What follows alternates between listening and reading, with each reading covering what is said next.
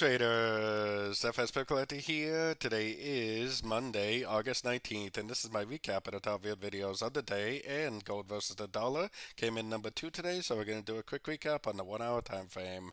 If you haven't seen my full top-down analysis on gold from this morning, make sure you check out the video linked at the end of this video over here.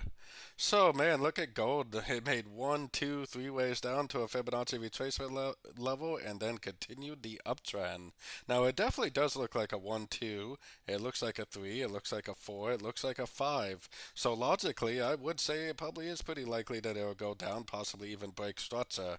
But I definitely will not be trying to short it. I actually shrink the screen down a little bit so we can see the next Fibonacci extension level all the way up here right around the 2550 area, because this 61% Fibonacci extension lines up almost perfectly with my monthly time frame 161% Fibonacci extension for the wave 3 projection.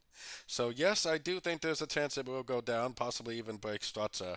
I personally will not be sorting it because what could happen, it could just make a little push down, it could make another higher low, and it could just keep on going up.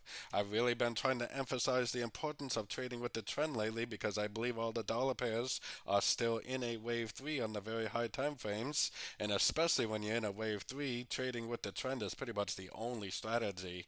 I definitely wouldn't be trying to go short right now. I would definitely be looking for longs only, and I'd only be looking to go long at pullbacks. The trend is your friend, especially when you're in a wave 3 on the very high time frames.